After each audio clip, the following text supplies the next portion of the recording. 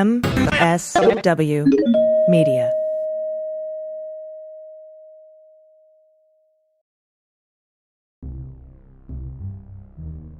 It's 1934.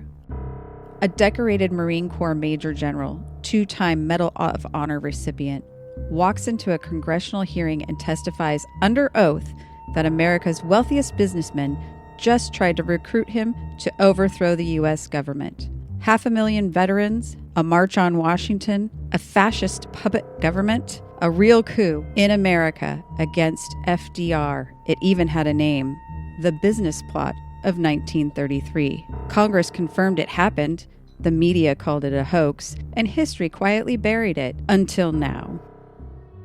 History is messy. Weird, wild, anything but boring. We're rainy day rabbit holes. Exploring the unhinged side of history, politics, and culture. Let's fall down the rabbit hole. Bum, bum, bum. Thank you. I was hoping you would do that.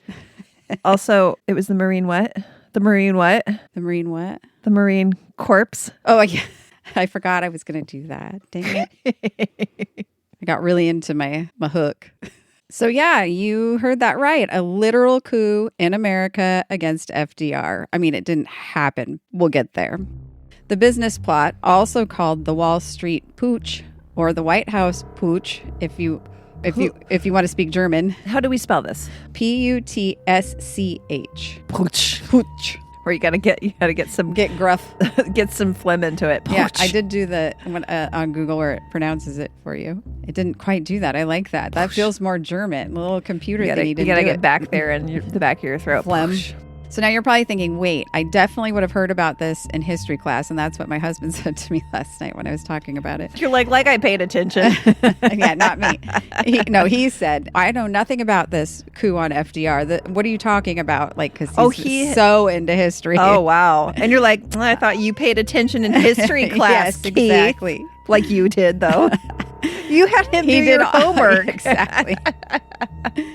But you wouldn't have heard about it because the story got buried faster than an ICE murder in Minneapolis and dismissed as a giant hoax, but by the media this time, and basically stripped the story from American history despite a congressional committee confirming that, yeah, this actually happened. We're diving. Things haven't changed. Exactly. I say that through this whole story. I'm like, oop, got to remind them we're not in 2026. We are in 1933 because this is just crazy. It's very January 6-ish.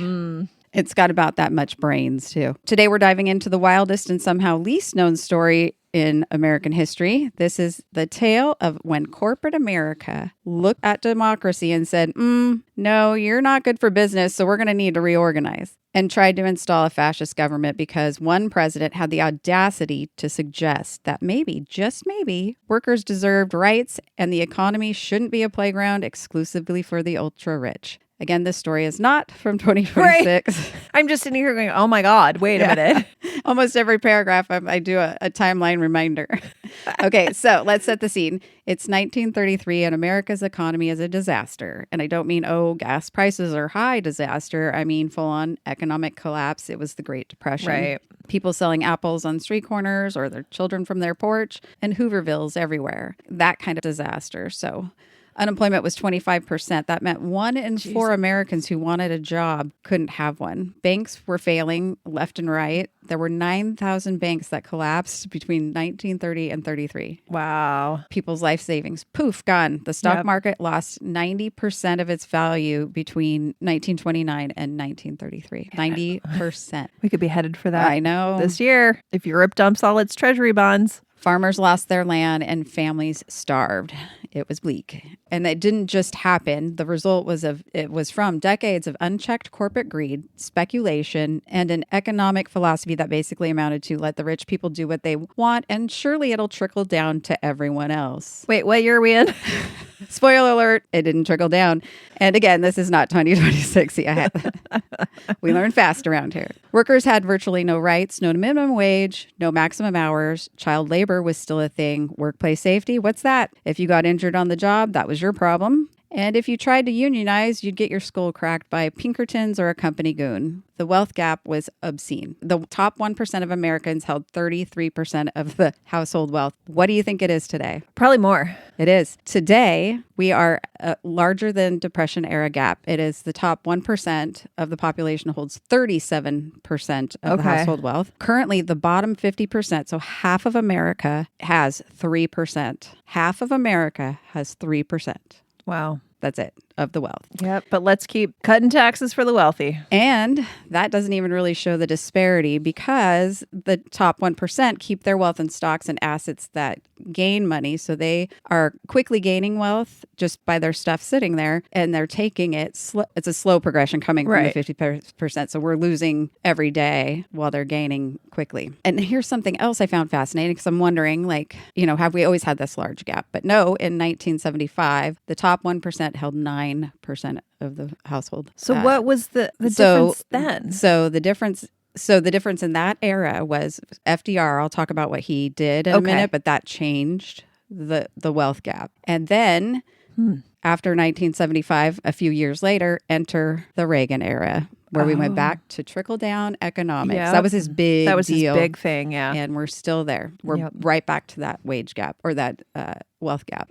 Sidebar. A certain Mad King did a press conference last week where he did some rambling speech about bars on a building that was a mental institution and in the park, and did a whole, because Democrats shut down the mental institutions. Oh my God. I was like, no, it was Reagan. It was Reagan. Reagan shut down the mental institutions. I think the thing that pissed me off the most this week of all the horrible things he said was that NATO does nothing for us and would never do anything for us. This fucking draft dodger forgets the only time they've enacted Article 5 was for us after 9/11. Those countries sent their people out and they died for this fucking country. Yep. Shut your fucking mouth. That is so insulting. So insulting. We come from a military family, veteran family. Yep. I'm enraged. He's from a long line of draft dodgers. Him and his little heel spurs. I hate him. Okay. So yeah, the system was working great if you were a Rockefeller or a DuPont. Sure. But for everyone else, not so much. And now in this era, it's Musk, Bezos, But back to the story. It's not really about the wealth gap. I mean, that was part of the reason this happened. But now enter our protagonist, Franklin Delano Roosevelt. He wins the 1932 election in an absolute landslide. And I mean like a real one, not the Trump claim. Mm-hmm. He won 42 of 48 states. So he really took the win. Who was president before that? Hoover. Okay. And he won because the American people were sick of Herbert Hoover just going, let's wait and see if the market corrects itself. I mean, it happened in 1929. We're up to 1932, and he's still sitting around to see if it'll correct itself. So they actually picked the guy in the wheelchair because he had a plan. Right. He was proposing to do something. So FDR comes in hot with the New Deal. The New Deal is basically this radical idea that maybe, just maybe, the government should actually help people. Gosh, what a novel idea. And we're talking about job programs, banking reform, securities regulation, Social Security, the right to unionize, minimum wage, maximum hours, and the end of child labor. He created the Tennessee Valley Authority, the Civilian Conservation Corps. Thank you.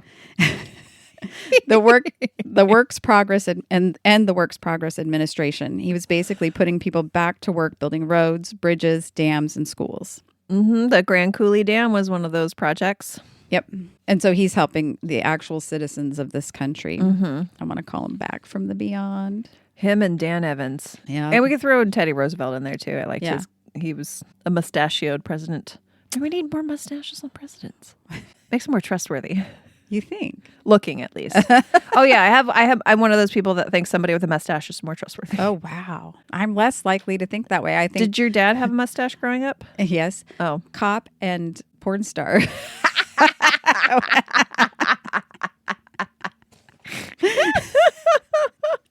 What, you're saying you can't trust your local porn star? Yeah. Well, now I have a firefighter in the family, so I guess Does he have a... Yes, and it's hilarious. Is it just the mustache? Yes. Nice. And it cracks me up. And I've known him since he was 12. They fell in love in middle school. So I saw him grow up, and I know how long it took him to grow that. He didn't turn 18 and get a mustache. He Do you didn't ever- even do turn you ever- 25 and get a Do you mustache. ever say, hey, porn stash? Oh, every time. Good for you. That's all Keith calls him. It's porn stash? Yes. Fantastic. Oh, Gotta God. love. All right. So where was I?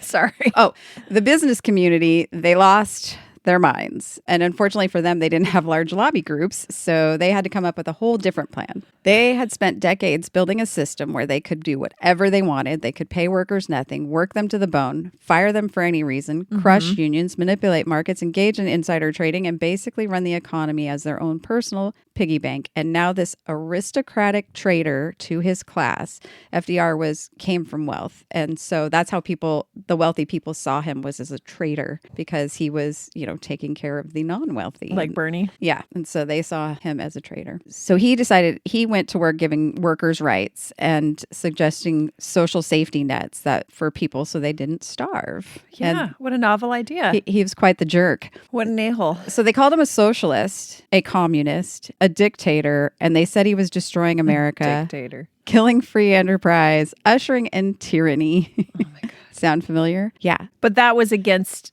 a Democratic president. Was FDR a Democrat or a Republican? Democrat. Okay. These guys are Republicans trying to overturn the Democrat. Right. But once again, it's every accusation is a confession. Mm-hmm. But here's the thing. Some of them didn't just want to complain about it. They wanted to do something about it. So here's our villains. And I call them that because they are villains. They wanted to overthrow the government. First, we have Gerald C. McGuire. This guy basically was the bag man for the whole operation. He was a bond salesman working for Grayson M.P. Murphy and Company, a Wall Street firm. He was the director of a guarantee trust and had connections to the Morgan banking interests, and was the founder of the American Liberty League, which was basically a who's who of wealthy businessmen that opposed the New Deal.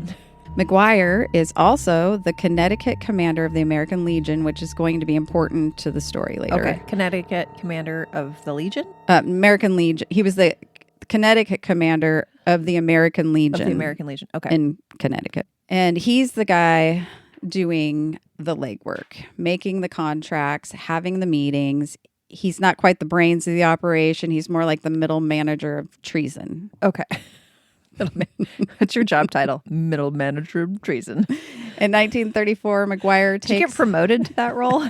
I think in this case, you just take things. These are the kind of people that just take things. Do you have a job review for that? It wouldn't matter. Performance review. Have you... They give their own review. Yeah, exactly. Self-reported reviews. So to help develop this plan, McGuire takes a little trip to Europe in 1934, and not like a fun vacation to see the Eiffel Tower. He's going on a fascism study tour. What'd you do for your gap year? Yeah. Fascism So study he's tour. in Italy checking out Mussolini's black shirts. He's in Germany seeing how Hitler's doing his stuff. And he's also in France to observe the Croix de Feu. Who was the politician that said best unemployment program ever in front of, was it Auschwitz? Oh my God. Mm-hmm. That's sick. Yeah. Dark. So he's literally just going there for shopping fascism, and he's trying to figure out which authoritarian model he would like best for America. It's like the designers that go to like Europe to shop like what's this season's fashions in Paris, but it's this season's fascism. It's like, do I want the German style or the French? Do you have samples?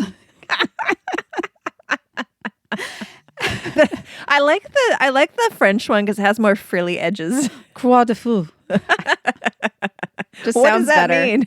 I don't know, but basically, it's a fascist paramilitary organization. It so it's made up sounds of veterans. Fancy. I know. That's why I like that one. He does select that one. It's a nice cheese. There's probably a nice cheese plate that comes. Yes. With that. From now on, it's not a charcuterie tray. It's a croix de feu. A croix de feu.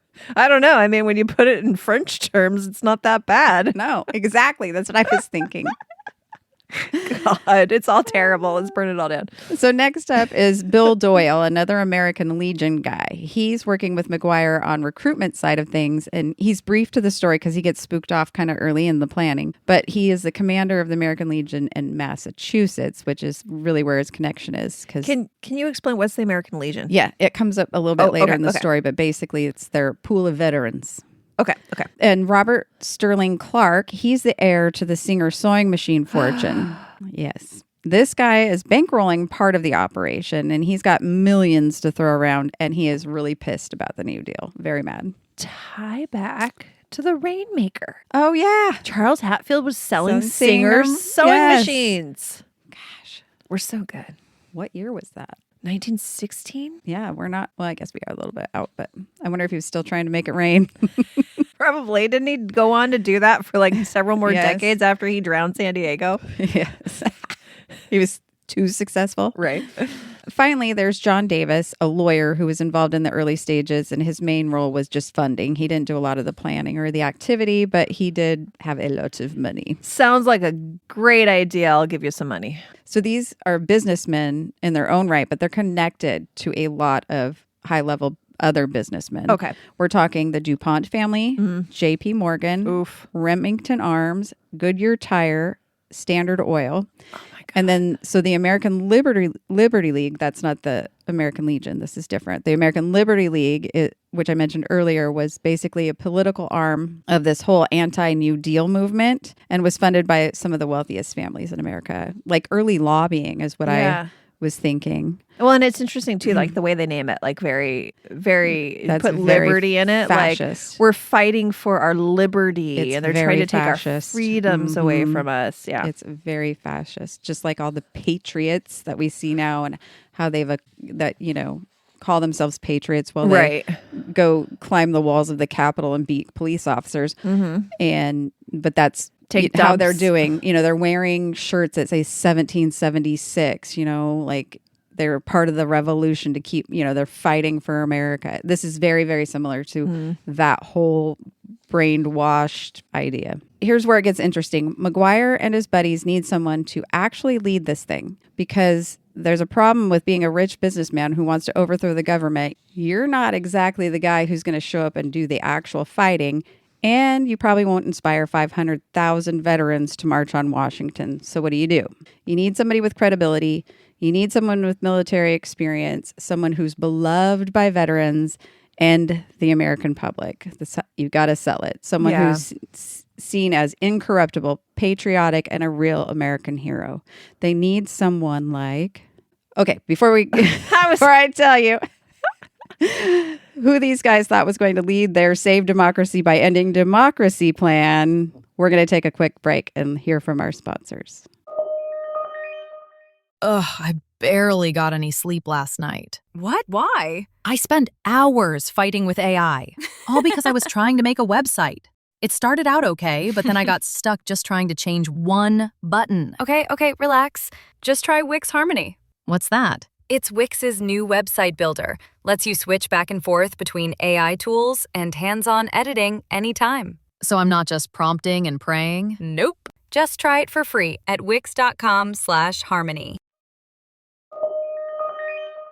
Welcome back, rabbit holers. And if you love this unhinged history and you want more of it, why don't you consider joining our Patreon? For just $5 a month, you get ad-free episodes early and you get access to a whole catalog of bonus episodes. And higher levels even get free merch and other goodies. Just visit our website, rainydayrabbitholes.com for links.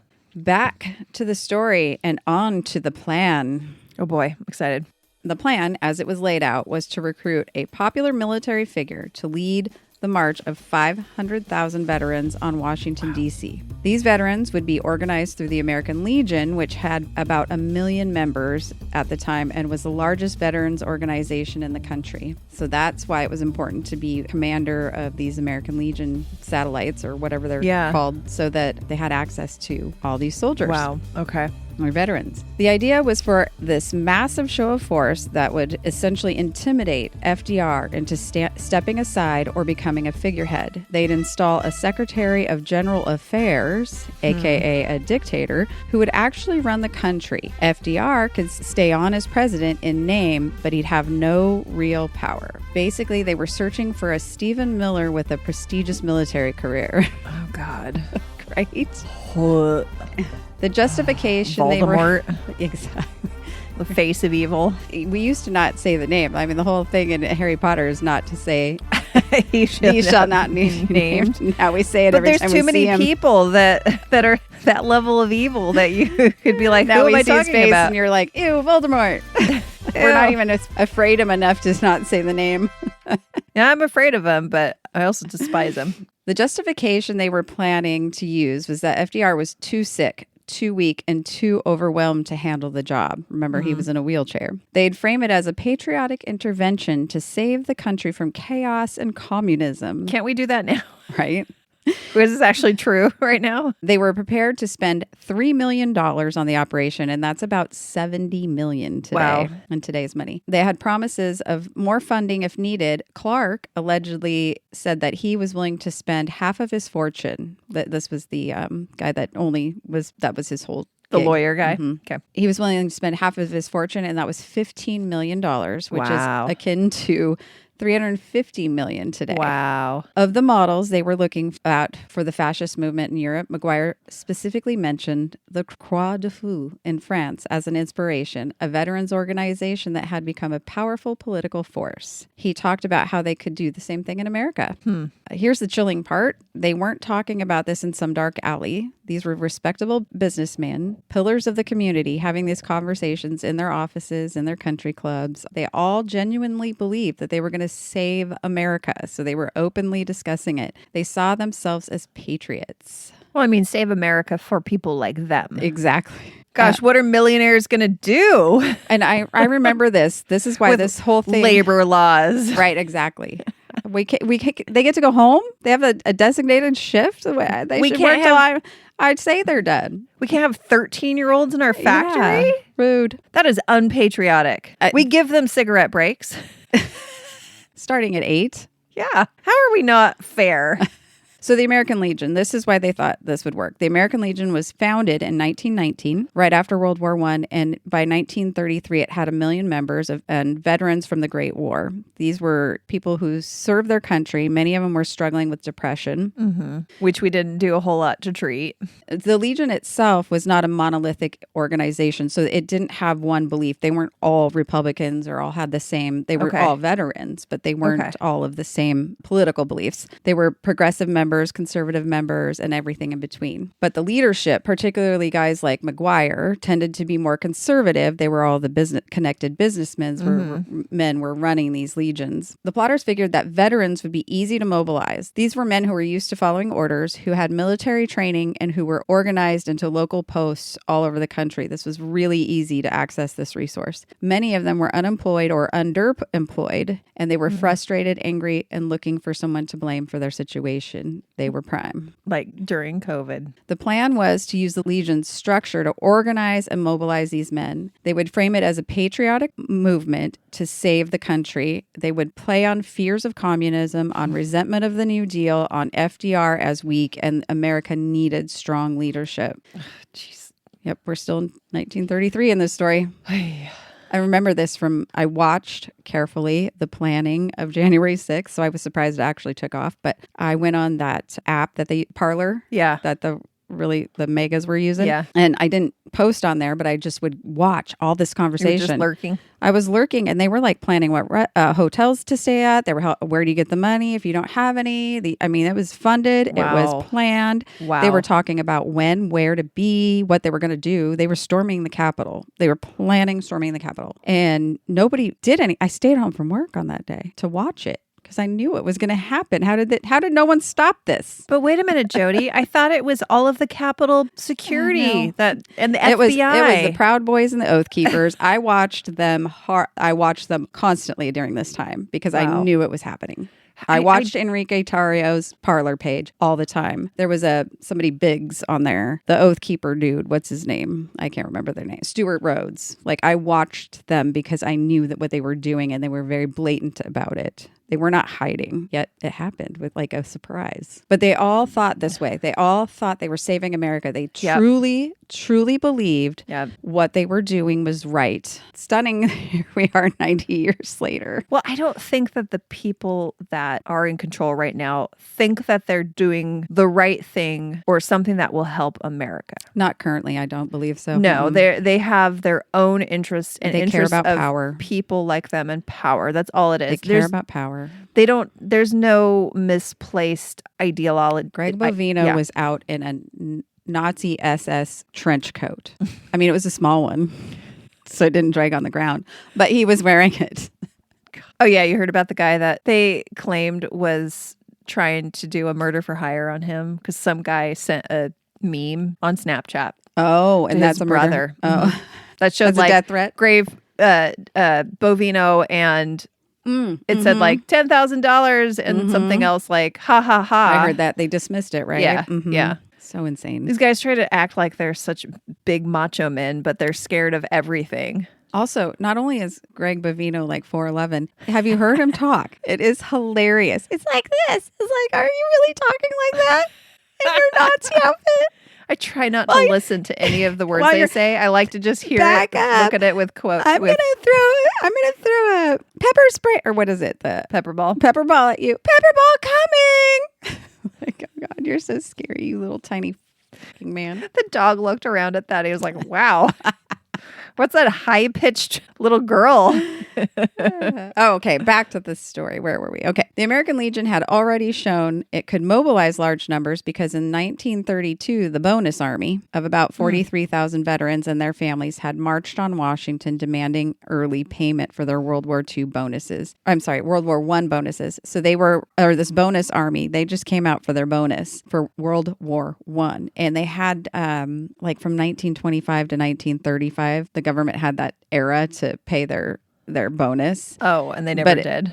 Well, they were still within the time frame, but these 43,000 veterans show up asking for it now. They needed their money now. It's the Depression. They have no money. There's no resources. But they were dispersed by Douglas MacArthur, and he brought in the actual army, the still active army, and dispersed them all and sent them on their way. So it didn't work, but he knew, McGuire had seen that and thought, we can mobilize a lot of them real easily and real quickly. And they're mad. Well, they're probably still mad about that at this point. Right, exactly. Exactly. So they still have a chip on their shoulder about not getting their bonuses when they... And I would too at that point. These people, everybody's starving. Yeah. The plotters thought they could do the same thing, but on a bigger, more organized scale. They needed 500,000 men armed if necessary to show the force that would be impossible to ignore. There was just one problem. They needed that leader, someone veterans would actually follow, and someone with impeachable credentials. They needed Smedley Butler. Smedley Darlington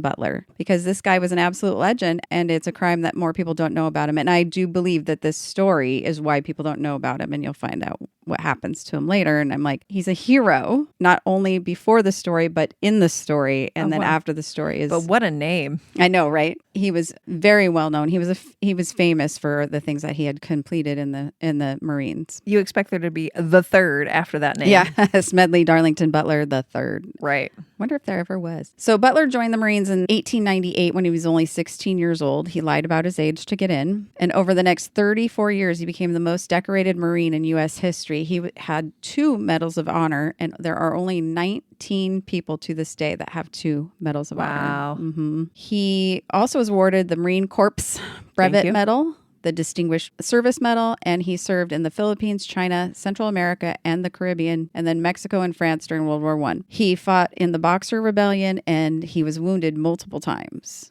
So I'm sure he had a Purple Heart too then. Yeah. He led the raid on Veracruz, and he commanded the Marines in France. I wonder if he had to, like, when he put on his dress uniform, like, decide which medals he was going to wear because there were too many. Right. Because he's like, if I wear all of these, it's just going to pull everything down. It's going to pull me forward. I can't today. I can only do 3 of them. By the time he retired in 1931, so he was just newly retired-ish, as a major general and a household name, he was known as Old Gimlet Eye. by the Marines. He was a genuine American hero. Veterans loved him. The public loved him. And he was seen as tough, honest, incorruptible, and fiercely patriotic. He was their guy. I gotta look up what gimlet eye means because it's a weird old-fashioned statement. I feel like gimlet was it's a drink. buttonhole, wasn't it? An eye with a piercing stare. Actually, yeah. I'll talk about it in here, but there is video of him, and that would actually describe him well. He was also, by the 1930s, becoming increasingly disillusioned with the American foreign policy and the role of the military in serving corporate interests. Butler had spent decades fighting in what were essentially corporate wars. He helped secure banana plantations for United Fruit Company in Central America. He protected American business interests in China, and in his own words, a high-class muscle man for big business, Wall Street, and the bankers. And he was starting to realize that this is not what I signed up for. Right. In 1935, so right at the end of this saga, he publishes a book called War is a Racket. And it's one of the most scathing indictments of American militarism and corporate influence ever written by someone from the inside. I'm gonna read a little quote from it. I spent 33 years and 4 months in active military service, and during that period, I spent most of that time as a high-class muscle man for big business, for Wall Street and the bankers. In short, I was a racketeer, a gangster for capitalism. I helped make Mexico and especially Tampico safe for American oil interests in 1914. I helped make Haiti and Cuba a decent place for the National City Bank boys to collect revenues in. I helped in the raping of half a dozen Central American republics for the benefit of Wall Street. I helped purify Nicaragua for the International Banking House of Brown Brothers from 1902 to 1912. I brought light into the Dominican Republic for the American sugar interests in 1916. I helped make Honduras right for the American fruit companies. In China, I helped see to it that Standard Oil went on its way unmolested. Looking back on it, I might have given Al Capone a few hints. The best he could do was operate his racket in 3 districts, and I operated mine in 3 continents. Wow. He's jaded at this point. He's a bit jaded. So Butler also changed his political affiliation. He had been a Republican, but by the early 1930s, he'd become increasingly sympathetic to socialist ideas. Not a full-on communist, but definitely critical of capitalism and corporate power. He supported workers' rights, veterans' benefits, was skeptical of the wealthy elite. So McGuire and his buddies decided they needed Butler to lead their fascist coup. That was a pretty big miscalculation. Yeah. The first approach to Butler came in 1933. McGuire and Doyle showed up at Butler's home in Newton Square, Pennsylvania. They wanted him to go to the American Legion convention in Chicago and give a speech supporting the gold standard and opposing FDR's decision to take the U.S. off the gold standard. Now, this might seem like a weird first step for the coup, but it was actually strategic. They wanted to test Butler to see if he would play ball and also use him to shift American Legion in a more conservative anti-FDR direction. Butler was suspicious from the start, but didn't particularly care about the gold standard and didn't like being used as a political prop. But he was also curious about what these guys were up to, so he played along. He's smart, I can tell. Over the next several months, McGuire kept coming back, and the conversations got progressively more explicit. McGuire talked about his trip to Europe and what he was doing there and the fascist movements that he studied. In one conversation, McGuire told Butler, "We need a fascist government in this country to save the nation from the communists who want to tear it down and wreck all that we have built in America." Okay. Not quite sure how that works. Yep. And he explained to Butler that the American Legion and how he could organize 500,000 men overnight. Butler was like, he declined the offer, but McGuire kept pushing. He talked about the money available, about the support from wealthy backers, about how Butler would be saving the country. He name-dropped people who were funding this and backing it and hinted to who they were and what kind of power was there. Butler, being an actual patriot, decided to keep stringing him along, getting more information and trying to figure out how serious this was. By the summer of 1934, McGuire was getting more explicit. He talked about the plan to organize the 500,000 veterans, the actual plan to force FDR to appoint a Secretary of General Affairs who would actually run the country, and he thought Butler would be the perfect person. Butler asked what would happen if FDR refused, and he said we would just replace him. I don't know if that means kill him. I Wow, don't just eliminate him altogether. He finally had enough information. A coup, an actual literal coup was going to happen. So Butler realized this was serious and weren't just some people chit-chatting. These were connected people with money and resources and actually planning this overthrow. But he was smart and he knew that he couldn't just go into public and tell his story. He'd be dismissed as crazy. These are all the powerful businessmen in the country. He needed evidence and corroboration. So enter Paul Comely French, a reporter for the Philadelphia Record and the New York Evening Post. French was a respectable journalist, a friend of Butler's, and someone Butler trusted. Butler told French the whole story and asked him to help verify it. French agreed. He went to pose as a sympathetic intermediary and meet with McGuire himself. In September 1934, French met with McGuire in his office in New York, and McGuire, apparently not the sharpest tool in the shed, basically confirmed everything Butler said. Wow. He talked about the plan, the money, the organization, the goal of forcing FDR out to appoint the Secretary of General Affairs. He gave names and who was giving money. French took detailed notes, and he had the corroboration, and now Butler had a witness, someone who could back up his story, and it was time to go public. But before we go public, another break from our sponsors.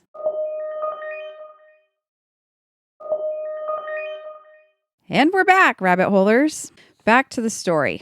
In November 1934, Butler testified before the Special Committee on Un-American Activities, also known as the McCormick-Dickstein Committee. Dickstein, I don't know, it's Dickstein. Stein. Dickstein. Named after its chairman, John W. McCormick, and vice chairman, Samuel Dickstein.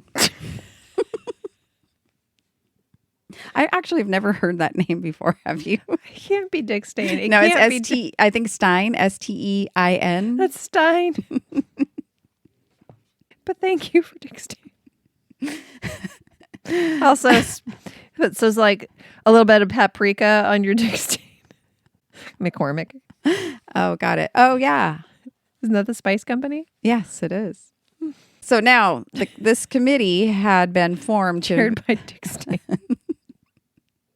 Oh, God. Okay, sorry, I'm done. Now, this committee had been formed to investigate Nazi propaganda and fascist activities in the United States. So specifically for this, this mission. It was the precursor to the more famous House Un-American Activities Committee, and that would later go after communists in the 1940s and 50s. But in 1934, they were focused on fascism, which makes sense. This is right as World War II's happening, and Hitler's, and there's fascism everywhere. Butler testified under oath. He laid out the whole story, the approaches from McGuire, the conversations about organizing veterans, the plan to march on Washington, and installing a new head of government. He provided all the details, and he was very specific and credible. And you can actually see this testimony on YouTube. Really? Yeah, it's on there. Not the whole thing, but cuts of it. I haven't found the whole thing. I'm sure maybe you could put it all together and have the whole thing. But yeah, fascinating. I wonder if the Library of Congress has it all. Oh, yeah, maybe. Paul Comely French also testified, corroborating Butler's account and describing his own meeting with McGuire. The committee took testimony seriously. They investigated. They subpoenaed McGuire, who showed up and basically denied everything, claiming he'd just been having casual conversations, and Butler took it the wrong way. They subpoenaed some other people Butler had named. Most of them denied any involvement or refused to testify at all. Here's the thing, though, and it's important. Butler was basically the only major figure willing to testify publicly. Even McGuire was behind closed doors. A lot of other people who might have had information were either scared, complicit, or didn't want to be involved. The committee didn't have subpoena power over everyone they wanted to question, and some of the biggest names Butler had mentioned were never even called to testify. Wow. So the investigation was obviously not complete. It wasn't a full, thorough investigation. They didn't have unlimited resources or the power to compel testimony. It was a congressional committee that had limited time, limited resources, and dealing with the most powerful people in America. In February 1935, the committee released its report, and here's what it said. In the last few weeks, the committee's official life, it received, because this is when they were transitioning to the Un-American committee. In the last few weeks of the committee's official life, it received evidence showing that certain persons had made an attempt to establish a fascist organization in this country. No evidence was presented, and this committee had none to show a connection between this effort and a fascist activity in any European country. There is no question that these attempts were discussed, were planned, and might have been placed in execution when the financial backers deemed it expedient. So read that again. There is no question that these attempts were discussed, planned, and might have been placed into execution. Yeah. The committee confirmed that the plot had been real, but they didn't recommend any prosecutions. They didn't name any financial backers publicly. They basically said, yeah, this happened, but we're not going to do anything about it. Why? Well, probably because the people involved were too powerful, too connected, and too wealthy. And again, this is not 2026. Right. It's 1933. Escaping consequences since 1933. Sure. Longer than, I think, all time. Yeah, basically. Anybody powerful. Prosecuting them would have been politically explosive. It would have meant taking on some of the biggest names in American business. And in 1935, the country still was in the middle of the Depression. FDR trying to implement the New Deal, and political tensions were really high. So they decided it wasn't worth the fight. And I also read that FDR knew about this and never commented on it and never... He did not want it to get out, really. He didn't want people to have good ideas. You know what I mean? Oh, this didn't work. Let me try improve this. On it, I'm going to improve on your plan. So he kind of also wanted the whole thing to die. But what we do know is nobody was charged. Nobody went to jail. Nobody faced any consequences. And the media response, the media gets involved at this time, and they did a number on this story. The New York Times called it a gigantic hoax, like someone else we know that likes to go back to 1933. Time magazine mocked it, and other major newspapers either ignored it or dismissed it as the ravings of publicity-seeking general. These newspapers, keep in mind, were owned by the wealthy businessmen, the same wealthy businessmen that were connected to this coup. Yep. So, like the Wall Street Journal and all of them. The so they all said no. Was it the New York Post, New York Times? They had a vested interest in making sure the story went away. They attacked Butler's credibility. This infuriates me. They suggested he was senile, attention-seeking, and had misunderstood innocent conversations and portrayed him as a has-been trying to stay relevant. When really, he's the hero of this story. So the media narrative became, it's a hoax. Butler's crazy, nothing to see here, and it worked. The story faded from public consciousness and became a footnote, a weird historical curiosity, but that's what the plotters wanted. And here is one other side rabbit hole, Prescott Bush. He's the father of George H. and the grandfather of George W. And I don't have any concrete proof that he was involved in this coup, but he was friends with all these people running in all these circles. And one of the investigators, someone asked somebody on the committee if they thought Prescott Bush could be part of this coup or this group, and if they thought he was particularly kind of fascist, and they said, no, I don't think he's kind of fascist. He's a full-on fascist. Oh, wow. This is Grandpa Bush, a full-on fascist. Anyway, that is the story of the business plot, which is an interesting name for the... It's a very mundane milquetoast name for this very important coup. Yeah, I've never heard of this before. Yeah, crazy. Because the media buried it, and it just became... And the government didn't really want to talk about it. Yeah. So it just kind of made its way into the crevices. Wow. Man, history it's crazy. And that how everything keeps repeating itself. If you highlight these kind of stories and they don't fall into the crevices, then maybe people have their eye on things like the J6ers planning this crap, or, groups of humans that are maybe fascist, and maybe they don't become president and fill an entire administration. Yeah, and the other thing is the way that this was kind of, the media twisted it so that it died. I mean, that's happening now, but now it's happening on a daily basis. Right. Something comes into the news. You don't hear much about the fact that we invaded Venezuela and dethroned their leader. And not only very much selling $500 million of oil and putting it in an offshore account that Trump is running. And didn't he... Not the government, not our government. Donald Trump personally is running this. Who has benefited by $1.8 billion since he took the presidency. Yeah, I heard a number. It could be as high as $3 billion. Wow. Mm-hmm. And didn't he hijack another oil tanker? Yeah. Like recently, but we don't hear about that because there's so much other BS. He's running around trying to start a civil war, World War III at the same freaking time. Yes. Like, we are in bad shape here. Yes, and the problem Red is, alert. like, he's demented and senile, but he has Stephen Miller behind him. Stephen Miller's not stupid. No, he's just cunning. Yeah. Evil. And He's flat out evil. Evil, but he is cunning. Mm-hmm. And this is all part of his plan. Like, he has his thing is the wood chipper of news. Like, it's a fire hose of crap every day, so you can't focus on one story. No, I know. And, as someone who wants to be an activist, I've had a really hard time. Like, where do I point myself? Yeah. And I just recently realized this is the one that's making a movement. Like the ICE protest actually has got enough people that it will be effective. Where just showing up on a Saturday for No Kings just seems to be fun for us to do. I don't know. This is making an impact. Well, thank you for this. I like that we're doing a little bit more political leaning stories to kind of shed light on history of our country and other countries too, to kind of see where things like this have happened before. It's not new. How did we deal with it before? Are we still dealing with repercussions from these stories in the past? And have we learned anything? Yeah, we have apparently not. So many times we do these stories, I'm like, what?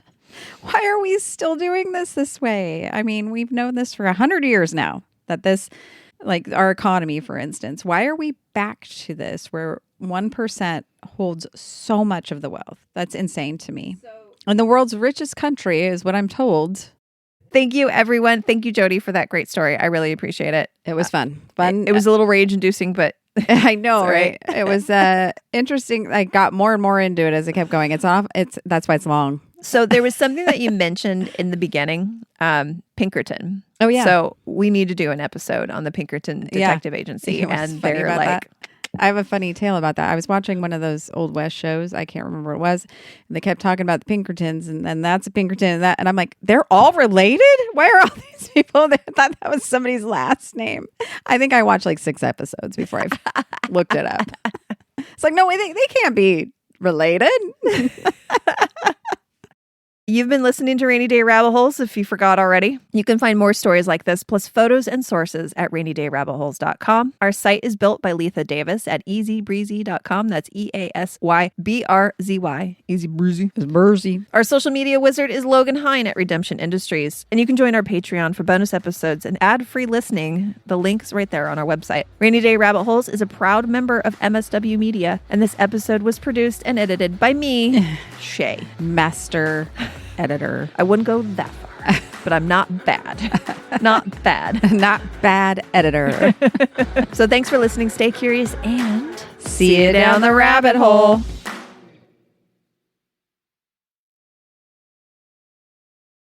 With so many options, why choose Arizona State University? For me, the only online option was ASU because of the quality. Their faculty was really involved with their students and care about your personal journey. The dedication to my personal development from my professors, that's been extremely valuable to me. Earn your degree from the nation's most innovative university. Online. That's a degree better. Explore more than 350 plus undergraduate, graduate, and certificate programs at asuonline.asu.edu. Hi, I'm Frances Callier. And I'm Angela V. Shelton. And we're Frangela. You know what you need in your life? The Final Word podcast. Yes, you do. That's right. It is the final word on all things political and pop cultural. Where we make real news real funny. Where we inspire you so you can #resist. Subscribe and get a new episode of the Final Word podcast each week. It's the news we think you need to hear. That's right. We think you need to hear it. Okay? Yeah, it's what we say so. That's right. And because all we do is give, every Thursday you can listen to our hysterical podcast, Idiot of the Week. We round up the stupid because you know what? Somebody has to. Okay. All we do is give.